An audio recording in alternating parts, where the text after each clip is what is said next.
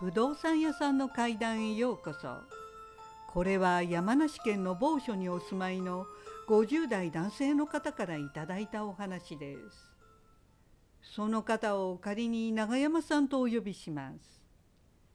永山さんは会社が休みの日は必ず犬の散歩をしていました。その休みはとても良い天気で、永山さんは犬の首輪にリードを取り付け、さあ行こうと元気よく家を出たそうです。永山さんの家の周辺は山梨県らしく、桃畑やぶどう園に囲まれています。そのためたまに軽トラックの往来があるだけで、至って静かで気持ちの良い散歩ができました。さて、永山さんがいつものコースの農道をしばらく歩いていくと、暖かい陽気のせいか愛犬の息が早くなったので、途中の畑の中で休むことにしました。そして愛犬に持参したお水とドッグフードをその場で与えていたそうです。休みの日は畑にはあまり人がいないので、たまに吹いてくる風が永山さんも愛犬も心地よく感じ、平和だなぁとそんなひとときをかみしめていました。そしてなんとなく永山さんが今来た道の方向に目を向けたそうです。遠くにビニールハウスが見えたのですが、その辺りから2つの人影が現れて永山さんの方角に歩いてきました。ちょっと奇妙な歩き方だったので、おやっと思い、よく見るとそれは女子高校生の2人組でした。地元の県立商業高校の制服を着ていたのですぐ分かったそうです。永山さんは珍しいな、今日は日曜日だよな、なんで制服着た子が昼間にこんなところを歩いているんだろうと妙に思いました。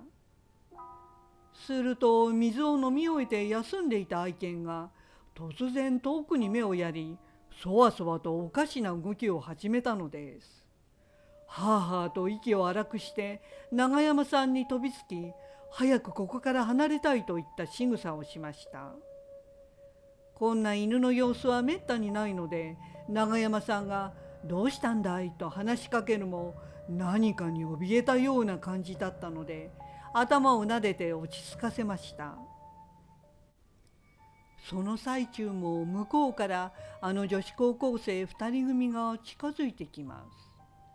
犬はどうやら彼女たちに怯えているようでした。人懐っこい犬がなぜ女子高校生を怖がるのか奇妙でしたが、でも永山さんもすぐにその訳が分かったそうです。彼女らの歩く様がとても不自然だったのです。2人の制服を着た少女が肩をぴっちりとつけて、まるで2人の体がくっついているかのような歩き方でした。髪型が2人とも今時珍しい時代遅れのおかっぱ頭で、それが昔話の妖怪のように見えました。そしてカバンを2人とも前に持ち、シンクロするかのような歩き方で、それは人間というより無機質な機械仕掛けの人形のようでした。2人ざっざと靴音を立てながらどんどん永山さんの方に近づいてきました。この先は工場があるだけで何もなく、どうして彼女らがこちらに向かってくるのか不可解でした。でも永山さんは彼女らの視線から直感的に自分を目指してきているのだと思ったそうです。それも決して友好的な感じではなく、殺気だった危険な感じがしました。その間も愛犬は必死に永山さんに早く早くとせかすようにリードを引っ張っています。すると女子高校生が近寄ってくるにつれ、おかしな話ですが、永山さんにはその単に不自然な動きに見えた少女たちが女子高校生の姿をした得体の知れない何者かに見えてきたそうです。愛犬もそれを動物本能で先に察していたのです。長山さんは直感ですぐにこの場から逃げなくてはいけないと分かったそうです。この農道の先には工場の高い塀があり、道を挟んで造園会社の資材置き場兼稲わらの集積場になっており、そこまで逃げれば工場の塀が影になり、彼女たちからは見えなくなる。そうとっさに長山さんは考えました。そこで急いで愛犬を右の脇腹に抱えて走り、積み上がった稲わらの陰に身をかがめて隠れたそうです。愛犬も飼い主の意図を察したのか静かにしていました。思った通り工場の塀が長山さんをうまく隠してくれたので、そこから長山さんは不気味な女子高生たちの動きをゆっくり観察することにしました。どれくらい隠れていたのか10分ぐらいに感じましたが、おそらく1分ぐらいだったそうです。あのおかっぱ頭が2つ、ロボットのような動きで上下して見えてきました。長山さんは「来た!」と心の中で叫び、息を潜めていました。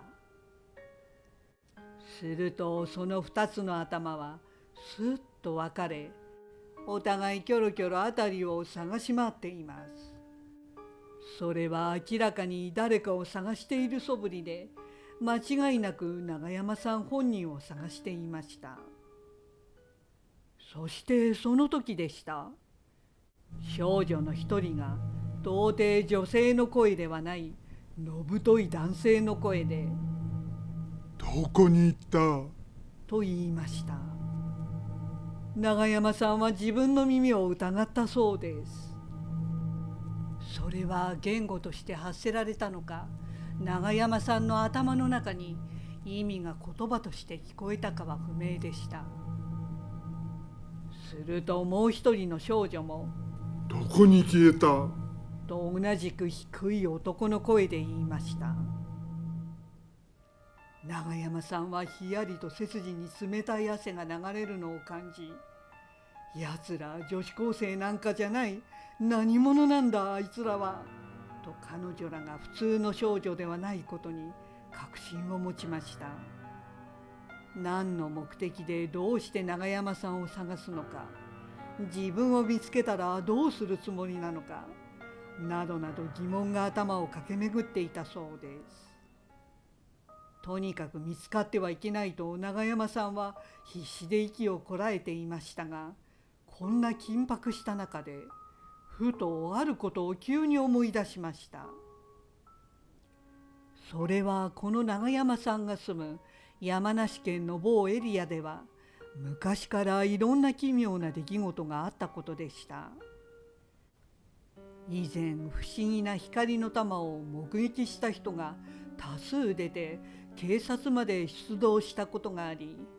それは後に知る人は知るあの有名な甲府事件と呼ばれるようになりました。また長山さんが小学生の頃、奇妙な光の物体を見たという上級生がいたことなど、誰にも原因がわからない怪奇現象が起きる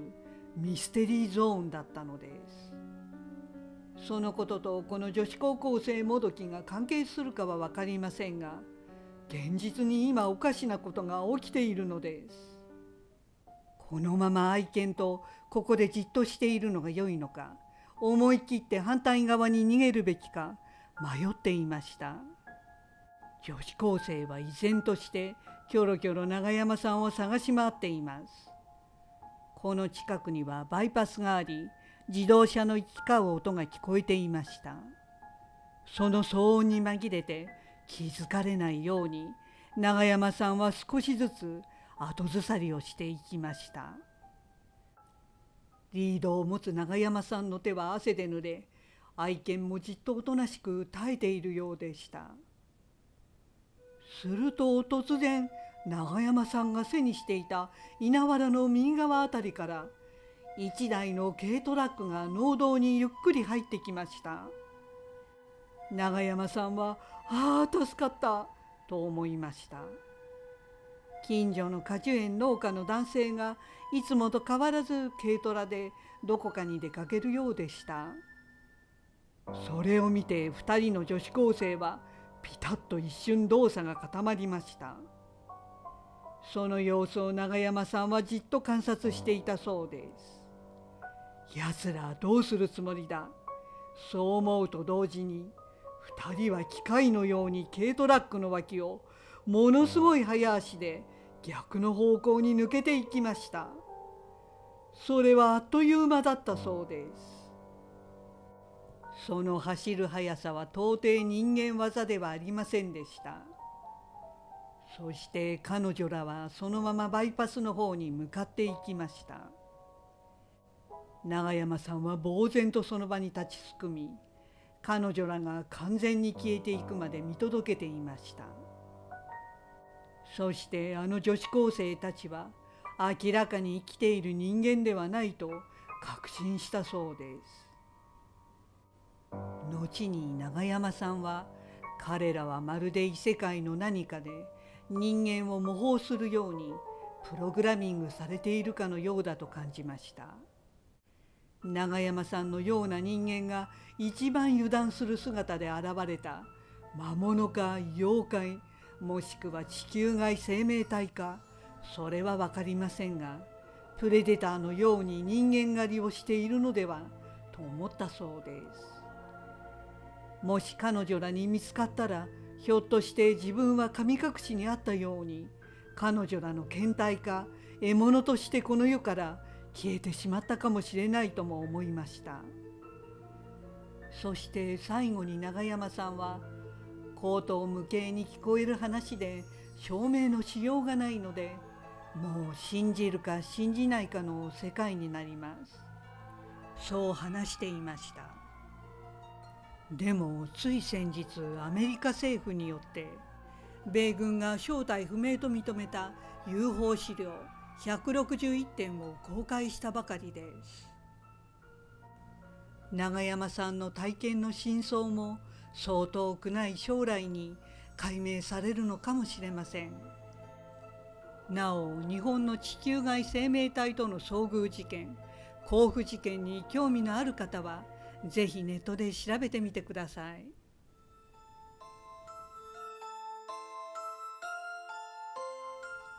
不動産屋さんの階段へようこそ。さて、今回はたびたび当チャンネルに不思議な体験談を提供してくださっている K さんから、実はまた不思議というか何なんだと言いたくなる話を聞いたんですよと言っていただいたお話で、ぜひ私や皆さんに謎を解いてもらいたいということです。さて、その K さんが勤める会社で異動があり、職場が変わる前に警備員さんと雑談をする機会がありました。 K さんが、実は自分はもうすぐ配置換えなんですよと警備員さんに話すと、警備員さんはそれなら選別に話してあげようという感じで、君不思議な話好きだったよねと言ってある奇妙な話をしてくれたそうです。その話をしてくれた警備員さんを仮に新井さんとお呼びします。それは新井さんが現在の施設ではなく、前の警備会社に勤めていた時に配置されていた建物で体験したということでした。その建物は商業用ビルで、いろいろな会社が各フロアに入っていたそうです。新井さんの警備の仕事は正面玄関口での人の出入りのチェックやビル内の巡回などが主でした。ですから特に事件事故がない限り割合楽な配置先だったそうです。さて、その業務の一つにビル間内の防犯カメラのモニターをチェックする仕事もありました。それは毎日ではなく数日に1回、警備員が順番で防犯カメラの監視をするというものでした。その日は新井さんは夕方のシフトで、その防犯カメラのモニターチェックをしていたそうです。ちょうどテナントの会社の退社時間で、少しずつ人の行き来が多くなりだしていました。そして夜の7時頃だったそうです。警備室で新井さんは一人椅子に腰掛け、複数の防犯カメラのモニターを静かに見ていました。おのおの建物の要所の共用部分が映し出され、新井さんは一つ一つそのモニターに目を通していきました。時々人の動きがあるとその画面に集中していたのですが、いつもと変わらず問題もなく安心していました。しばらくそんな作業を繰り返していると、ふと一つのモニターに新井さんの目が止まりました。それは地下の駐車場を映し出すモニターでした。その地下独特の暗い空間の画面には、一人のスーツ姿の若い男性の後ろ姿が映っていました。どうやら自分の車の方に向かって歩いているようでした。それは新井さんが特に注視するほどの画面ではなかったのですが、なぜか妙に目に留まったそうです。するとその若い男性は急にピタッと足を止めました。何かに驚いたのか呼び止められたのか、はっとした感じで止まったように見えました。どうしたのかなと新井さんが思っていると、突然その男性がくるりと振り返ったそうです。振り返るとその延長線上に防犯カメラがあるので、もろに男性の顔が見えました。すると男性は満面の笑みを浮かべていました。そして防犯カメラに向かって手を振り出したのです。新井さんは防犯カメラに手を振るわけがないので、男性の様子からきっとカメラの死角に男性の友人でもいて、呼び止められ振り返り、お疲れ様とか声をかけて手を振っているのだろうと思いました。ですから最初新井さんは特にその様子をおかしいとは思わなかったそうです。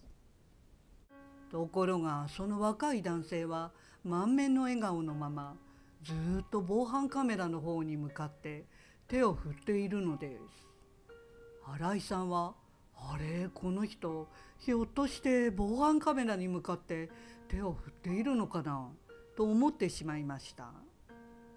それはまるで防犯カメラのモニターを確認している新井さんに向かって手を振っているかのようだったのです。新井さんはまさかと思いながらも少し妙に感じました。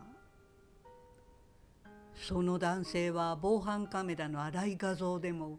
よほどいいことがあったかのように嬉しそうな笑顔を見せていたのですが、少し大げさな印象を受けました。しばらくそんなことを続けていると、突然男性からその満面の笑顔がピタッと止まりました。一瞬にして男性の表情は無表情の真顔になり、手を振るのをやめてしまいました。そしてそのままじーっと防犯カメラの方を見つめているのが分かりました。その時の男性の顔はこわばり、何か予想外のものに気がついたかのような表情でした。新井さんは男性の表情の突然の変化に戸惑いましたが、男性が神妙にこちらをじーっと見ていることに何かあったのだろうかと胸騒ぎがしました。するとそんな新井さんの緊張をよそに、また突然男性はくるりと後ろ向きになり、何事もなかったかのようにすたすたとその場を立ち去っていったそうです。それはまるで夢や催眠から覚めて我に返ったかのような振る舞いでした。新井さんは変な人いるなぁと思いましたが、挙動不審とまでは言えなかったので特別気にかけませんでした。結局その日の業務は無事に終わったそうです。それから数日間は新井さんは別の業務をこなし、そして再び防犯カメラの映像チェックをする日になりました。その日も夕方からのシフトで、またちょうどビルのテナントの退社する時間に当たったそうです。前回と同様、要所要所のモニターには時々人の往来が映し出され、いつものように何事もなく時間が過ぎていきました。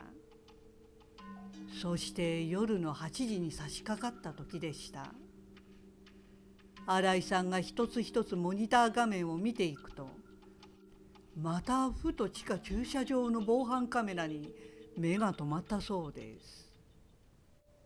そのモニター画面には一人の男性が映し出され、薄暗い地下のコンクリートの空間の中を自分の車の方に歩いていくようでした。それはスーツ姿の恰幅の良い中年男性の後ろ姿でした。偶然なのか、前回の奇妙な振る舞いをした若い男性と同じ動線を歩いていたので、新井さんはわずかに注意して見ていたそうです。するとスタスタと歩いていた中年男性は突然ピタッと足を止めました。新井さんがハッとしていると、その男性はくるりと振り返り、防犯カメラの方に向かって笑顔で手を振り出したのです。新井さんは「あ、まただ」とぎょっとしたそうです。先日の若い男性のように満面の笑みを浮かべているのがモニター画面の中でもはっきり分かりました。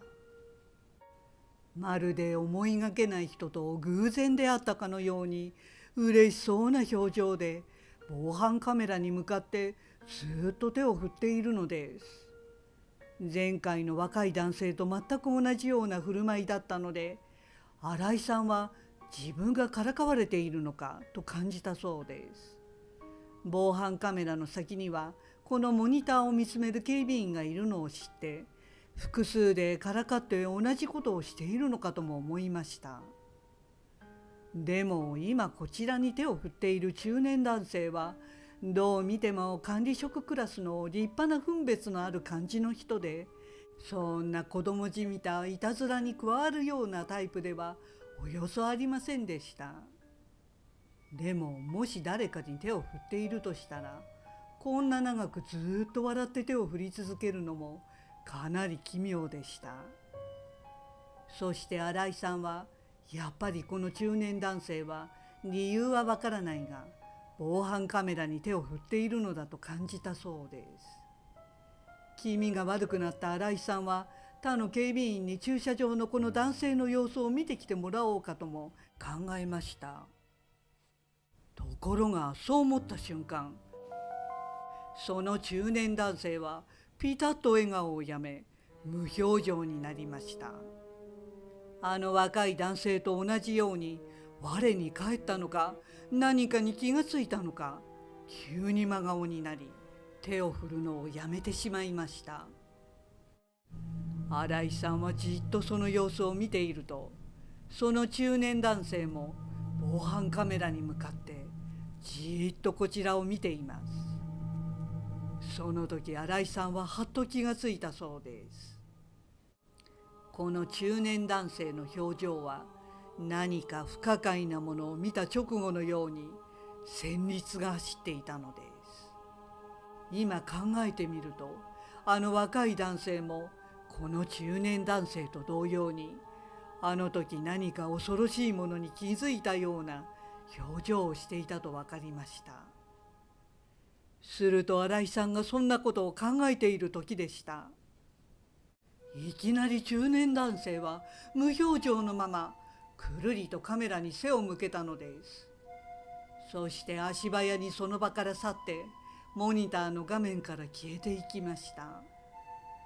その様も若い男性と同じで明らかに不自然で違和感がありました。この短い間に全く別々の男性が駐車場の同じ地点で理解できない不可解な動作をして何事もなかったかのように去っていったのです。でも長年の警備員としての勘で新井さんは一つだけ分かったことがありました。確かに2人の男性は防犯カメラの方を見ていましたが、彼らは共に何か良くないもの、正体がわからない不可解なものを見ていたと感じました。そして重要なことは、その良くないものは防犯カメラの中にいたのではないか、そう思いました。また新井さんは、その良くないものはずっとあの駐車場の防犯カメラに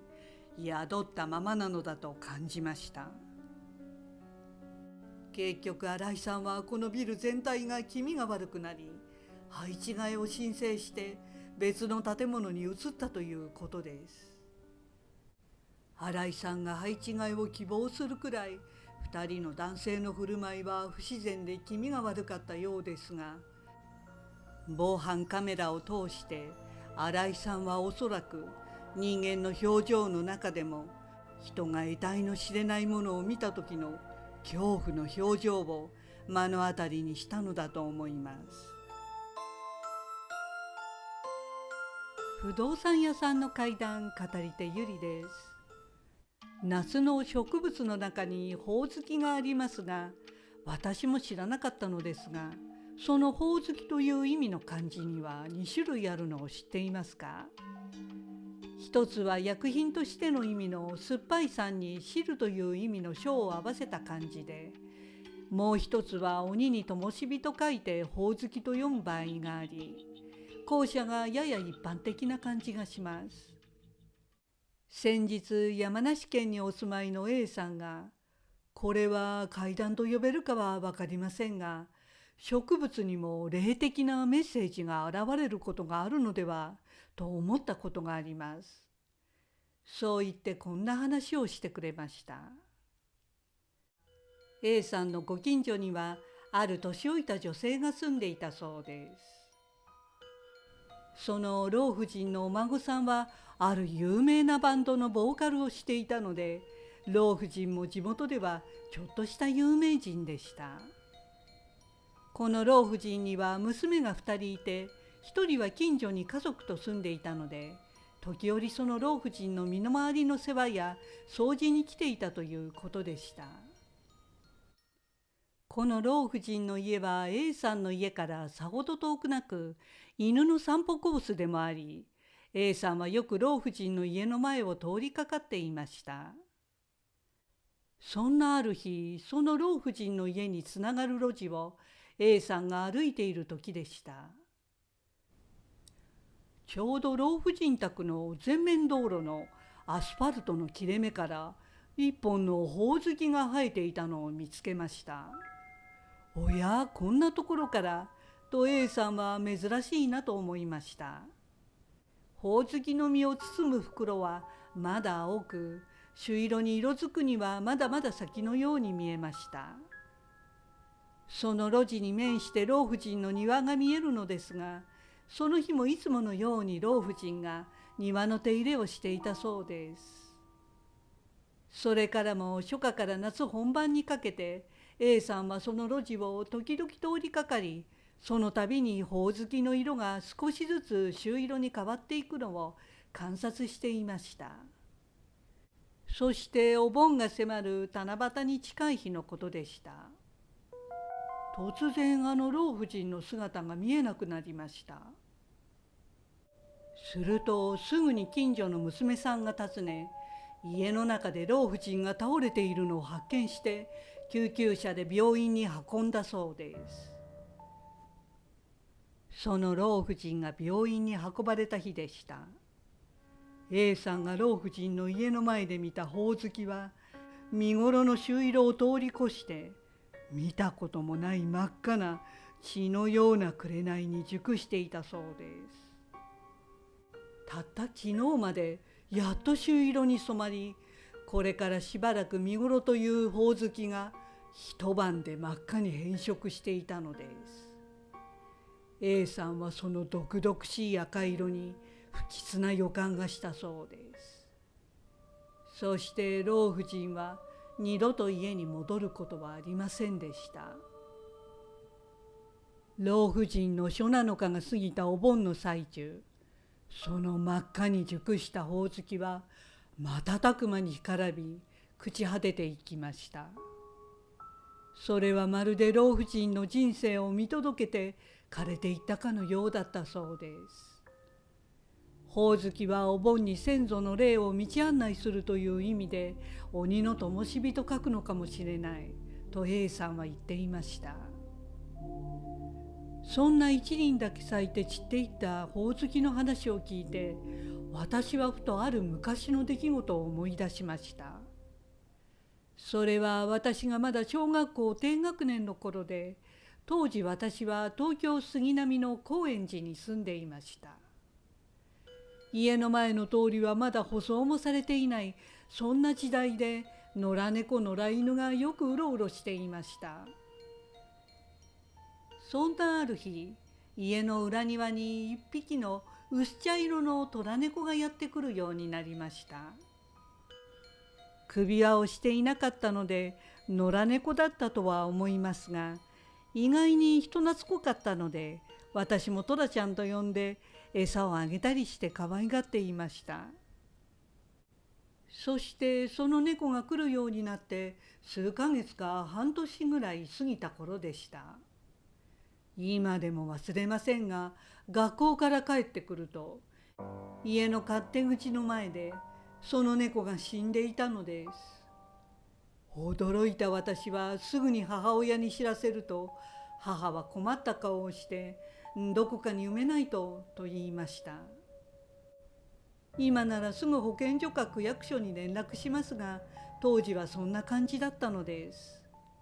そこで私は裏庭にちょうど土が柔らかく、子供でも掘ることができるところがあったので、母と一緒にそこに穴を掘って猫の亡骸を埋めておきました。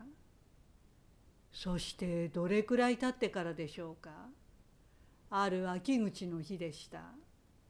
その猫を埋めたところから突然一本の花がニューッと生えてきたのです。それは血のように赤く毒々しい花で、彼岸花だということが後に分かりました。たった一本だけ猫が埋められている土の真ん中から生えてきましたが、周りに彼岸花などどこにも咲いていないので、どこから種が飛んできたのかと不思議でした。でも彼岸花は種ではなく球根で増殖する植物なので、誰かが植えなければ生えてくるわけがないので、ますます不可解でした。子供ながらもなぜか花が咲いたのは猫の魂が埋葬に感謝の気持ちを表したという良いイメージはしませんでした。葉のない茎から直接鮮やかな紅の花が咲くその姿は、猫の養分を吸って咲き誇っているようで、その美しさが不気味にさえ感じたのを覚えています。まるで猫が自分の墓を荒らされたくないという意思表示のようで、花には触れてはいけないと感じました。そして放置していたらいつの間にか花は枯れてなくなっていました。その後、父親の田舎のご先祖の墓地に行くと、墓石の周りにたくさんの赤い彼岸花が咲き誇っているのを見ました。彼岸花が土葬の墓地でよく見かけるのは本当で、それは球根に強い毒、リコリンが含まれているため、モグラやネズミ、イノシシなどが遺体を掘り返すのを防ぐために植えたそうです。埋葬した猫の魂が静かに眠る自分の亡骸を掘り返させないために彼岸花を咲かせたのかもしれません。ちなみに彼岸花は別名死人花と呼ばれるそうですね。さて、お話はここまでなのですが、ちょっとおまけのコーナーです。これから1枚の不思議な写真をお見せします。昨今デジタル時代に入って心霊写真は簡単に誰でも作れるので信憑性も下がりましたが、これは信頼できる友人が1980年代にアナログのカメラで写した写真で、加工がしにくい時代に撮られたものです。その写真がこれなのですが、友人が高校時代に部屋の中で友達たちと撮った写真ですが、ちょっとおかしいことに気がつきませんか？この写真中央の一番後ろに写っているこの真後ろに隠れるようにもう一人が写り込んでいるのがわかりますか？この真正面の女の子の後ろにはこの時誰もいませんでした。でもはっきり写ってますよね。それとこの手なんですが、最初この正面に写っている子の手かと思ったんですが、その子の手はこの白い矢印のところにあるんですね。ですからこの赤い矢印の手は後ろの影の子の手なんですね。その手を少し拡大してみると、おかしな指の形してると思いませんか？動かしてこういうふうに映ったというならブレるはずなんですよね、昔のカメラだから。この後ろの影を赤いラインでなぞってみるとこうなるんですが、反対側にももう一人いるような、そんな感じがしませんか？これだけはっきり映っているので生き量かなと思いますが、皆さんのご意見もぜひコメントで教えてください。また不思議な写真手に入りましたらご紹介します。不動産屋さんの怪談、語り手ゆりです。今回のお話は千葉県で整体式のマッサージ店を営業している水上さんという男性の方から聞いたお話です。水上さんは心霊とかには興味がなく、全く霊感もないということでした。その水上さんは現在40代でマッサージの施術をし、水上さんの奥さんが受付を担当していたそうです。そのお店は評判がよく、なかなか繁盛していました。そんなある平日の午後、60代後半ぐらいの女性が予約をしてお店にやってきたそうです。時間帯からして主婦のようでしたが、元気で明るく感じの良い人だったので、単に癒しにマッサージを受けに来たのだろうと水上さんの奥さんは思いました。その女性を仮に A 子さんとしておきますが、A 子さんは受付を済ませマッサージ室に入っていきました。そこで旦那さんが引き継ぎ、早速 A 子さんにマッサージを施しました。旦那さんがどこか特に集中してほぐしてもらいたいところはありますかと聞くと、 A 子さんは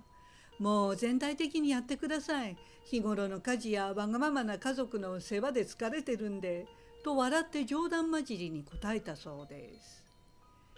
そして1時間の施術は終わり、A 子さんは会計を済ませて帰っていったということでした。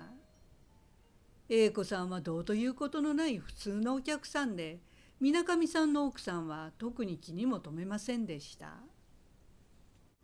でもその時マッサージを施した水上さんの旦那さんは A 子さんをかすかに不快に感じていたそうです。水上さんは決して霊感はありませんが、やはり人の体に触れる職業柄、その人の微妙なその時の思いや体調がわかるということでした。A 子さんは表向きは明るく振る舞っていたのですが、どことなく陰気な感じがして、なぜか言葉には説明しにくいそうなのですが、マッサージがしにくいタイプの相手だと感じました。お客さんの中には個人的な問題を抱えて引きずってくる人がいるので、そういう人にマッサージをするのは水上さんまで疲れてしまうそうなのです。多分この A 子さんもそんなところだろうと思い、いちいち気にしていたら商売になりませんから、通常通りマッサージを終えたということでした。さて、それから1週間が経ち、また平日の午後にあの A 子さんが予約をしてお店にやってきたそうです。リピーターは嬉しいもので、受付の奥さんは A 子さんが夫のマッサージを気に入ってくれたのだと思ったそうです。でも旦那さんの水上さんは内心、英子さんには失礼でしたが、またこの人か、嫌だなと一瞬そんな思いが頭をよぎりました。そして2回目のマッサージを始めると、水上さんは英子さんから彼女の日頃の生活の話をほんの少しだけ聞かされたそうです。英子さんは子供はすでに独立していて、今は定年退職した旦那さんと2人暮らしだということでした。そしてマッサージは終わり、会計を済ませて英子さんは帰っていきました。でもやっぱり水上さんは英子さんが苦手で、彼女が出ていくとどっと疲れてしまい、もう来ないでくれたらなと思わず願ってしまいました。英子さんは人柄は良さそうなのに、不思議に彼女と接しているだけで水上さんは憂鬱な気分になりました。でもやっぱり仕事ですから、もしまた英子さんが来ても気にしないようにして良いサービスで接しようと思っていたそうです。すると思った通りそうなりました。それからも定期的に英子さんはマッサージを受けに来るようになったのです。水上さんは相変わらず英子さんが部屋に入ってくるたびに部屋が重い空気に変わっていくのを感じていました。ただ来るたびに英子さんの疲れ方がひどくなっているようで、ある時からまるで死体をマッサージしているような感覚になっていきました。すると受付の奥さんもだんだん英子さんが最初の頃と比べると疲れて見え落ち込んでいるように感じました。でもいろいろ忙しいのだろうと特段英子さんの異変に注意を払うことはありませんでした。そんなわけで半年ぐらい英子さんは水上さんのマッサージ店に通っていたそうです。そんなある日、またいつものように水上さんは英子さんに感じる不快さに我慢しながら彼女にマッサージを施していました。するとその最中、英子さんはうちの旦那さんが今体調が悪くていろいろうるさくてくたくたですと話していたそうです。水上さんは英子さんが初めて口を言ったので少し意外に思いましたが、彼女の疲労はもともとそのわがままな旦那さんの身の回りの世話などで蓄積しているのかなとなんとなく思いました。するとどういうわけか、その日を最後に英子さんがマッサージを受けに来ることはなくなりました。水上さんは当初少しほっとしましたが、毎日忙しいですから英子さんのことを思い出すことはありませんでした。そしてさらに半年ぐらい過ぎたある日のことでした。あの英子さんが久しぶりに予約してきたそうです。電話で予約を受けた奥さんは特に気に留めることでもないので旦那さんには伝えませんでした。ところが当日ふらりとやってきた英子さんを見て水上さんも奥さんも愕然としたそうです。顔色がまるで死体のように青白く、どうしたのかと思いました。でもお久しぶりですと声をかけるとにこやかにまたよろしくお願いしますねと落ち着いた表情で静かに答えたということでした。マッサージ室に英子さんが入ってくるとやっぱり彼女から重く陰気なオーラが部屋中に広がっていき、少し彼女の体臭も気になりました。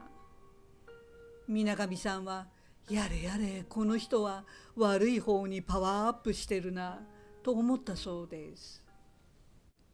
水上さんは早く終えたかったので早速英子さんにマッサージベッドにうつ伏せで寝てもらいマッサージを始めました。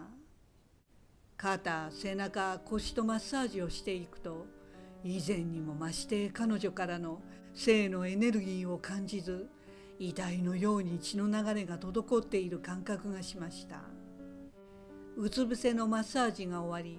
今度は英子さんに仰向けになってもらいました。そこで水上さんは英子さんの頭の後ろに回り頭皮のマッサージを始めたそうです。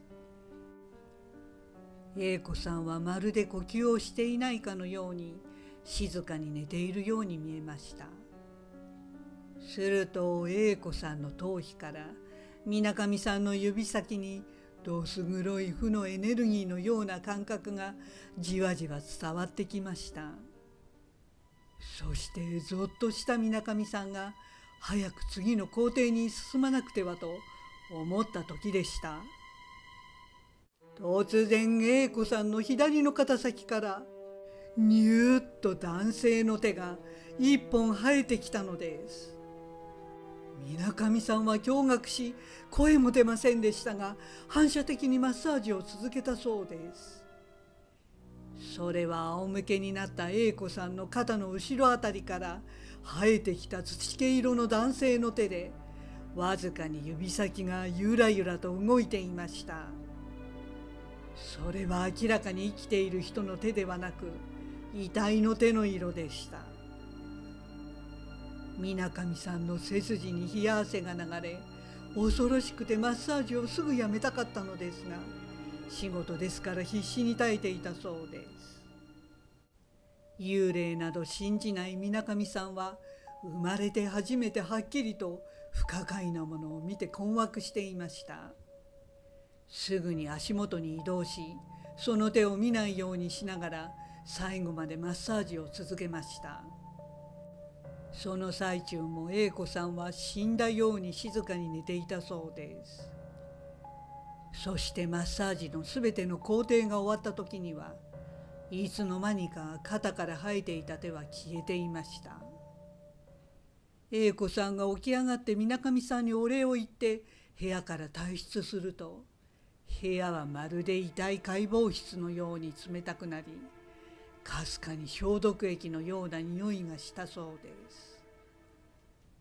A 子さんが会計を済ませてお店から出て行ったタイミングを見計らって、水上さんは受付にいる奥さんのところに行き、今起きたことを話そうとしました。するとその前に奥さんが「A 子さんが言ってたけど、最近 A 子さんの旦那さん亡くなったそうですよ」と言いました。それを聞いて水上さんは全身凍りついたそうです。あの肩から生えてきた手が誰の手だったかすぐに分かった感じがしました。水上さんは「そうか、そういうことだったのか」と全てが腑に落ちたそうです。まず A 子さんは長く夫の看病で疲れていて、夫が亡くなったのでしばらくお店に来なかったようでした。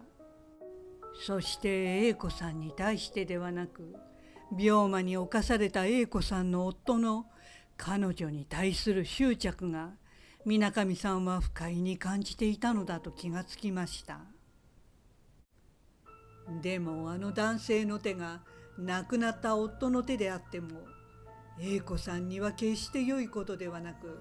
夫は A 子さんに取りつき、あの世に引きずり込もうとしている感じがしました。まさかと思いますが、水上さんが手を見たこの日以降、二度と A 子さんがマッサージを受けに来ることはありませんでした。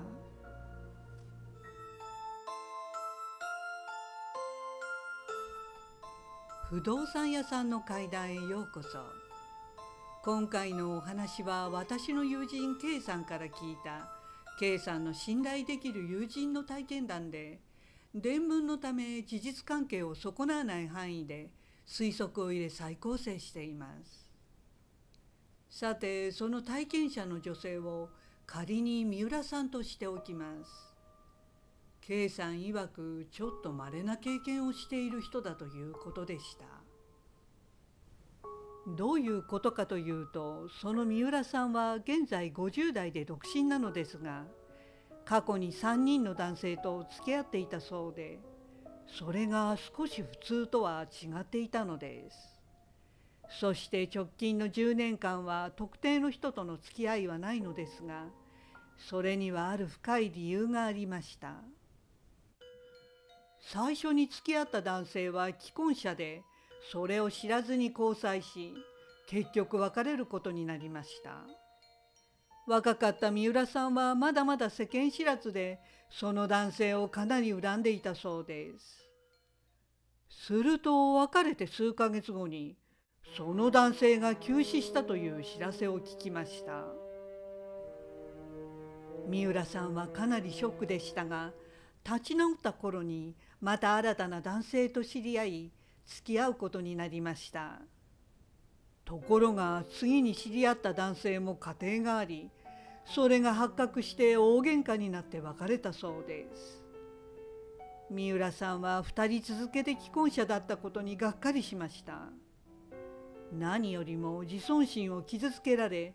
2人目の男性を心の中でしばらく憎んでいました。すると別れた1ヶ月後、2人目の男性も事故で急死してしまいました。訃報を聞いて三浦さんは当然ショックでしたが、不運な偶然と思い気にしないようにしました。それからまた間隔を空けて、新たに3人目の男性との交際が始まりました。でも2度あることは3度あるで、3人目の男性も独身のふりをした既婚者でした。またまた三浦さんは典型的なパターンで騙されてしまいました。そして以前の2人の時と同じに、かなりその男性を憎んでいたそうです。すると別れてすぐにその3人目の男性も急死してしまったのです。つまり過去に付き合った男性はすべて別れた後に亡くなっているのです。それぞれ付き合った期間も死因も別々なのですが、三浦さんと別れてからすぐ亡くなりました。さすがに3人目が亡くなった時点で三浦さんは気味が悪くなりました。そして少し交際恐怖症のようになってしまったそうです。ところがそれだけではありませんでした。その最後の3人目の男性が亡くなった直後から、三浦さんの身辺でおかしなことが起こるようになったのです。三浦さんは 1LDK のマンションで一人暮らしをしているのですが、ある日仕事から帰宅して居間に座った瞬間でした。おかえりなさいという3人目の男性の声が聞こえたのです。三浦さんは驚いて振り返ったのですが、もちろんそこには誰もいませんでした。空耳かと思いましたが、でも確かに彼の声でした。すると次の日も家の中で一人で静かにぼんやりしていると、どうしたのとか、あのねとか、あの彼の声で短い言葉が聞こえたのです。はっとしましたが、やはり周りには誰もいませんでした。実際声が聞こえてもそれだけで特に何もなかったので気にしないでいました。するとさらに事態はエスカレートしていきました。過去に亡くなった後の2人の男性までもが三浦さんに話しかけてくるようになったのです。それぞれ別のタイミングでそれも何か話しかけてくるのですが、内容はよく聞き取れませんでした。三浦さんは、ああ、彼らはずっと私に取り付いているんだと思ったそうです。そしてほぼ同時期から家の中でパキンパキンというラップ音が頻繁にするようになりました。さて、そこまでの話を三浦さんは友人の K さんに話したそうです。でもそれを聞いて K さんは半信半疑でした。K さんは実際彼らの死因に何かしら三浦さんが罪の意識を感じる理由があって、環境音の誰かの話し声を男性たちの声だと思い込んでいるのだろうと思ったそうです。でもその後も三浦さんには3人の男性の声やラップ音は相変わらず時々聞こえましたが、その状態に慣れていたので三浦さんは無視して生活していました。そしてある夜のことでした。三浦さんは鏡の前で髪の毛を溶かしていたそうです。するとほんの一瞬でしたが、その鏡に映る自分の背後に誰かが映り込んでいたように感じました。はっとして振り返ると、もちろん誰もいませんでした。それは黒い人影で、誰だったのかはよく分かりませんでした。また別の日にも三浦さんが洗面台で顔を洗って頭を上げると、目の前の鏡に誰かが映り込んでいました。三浦さんは驚愕してさすがに悲鳴を上げてしまったそうです。男か女かも分かりませんでしたが、それは鏡の中に誰かがいたのです。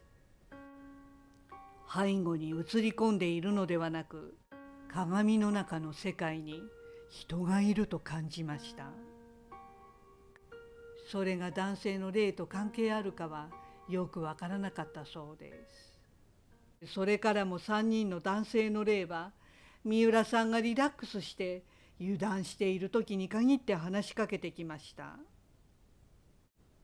そしてついに三浦さんに決定的なことが起きたのです。その日も仕事から帰ってシャワーを浴びて鏡の前で寝る前のお肌の手入れをしていたそうです。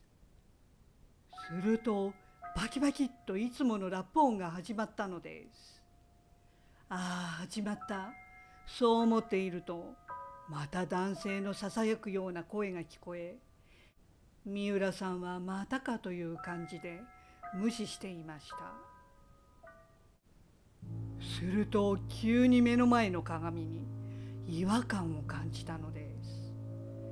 自分が映っているのですが、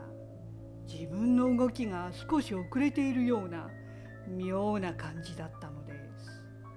そしてまるで凹凸のある鏡のように歪んだ感じがすると、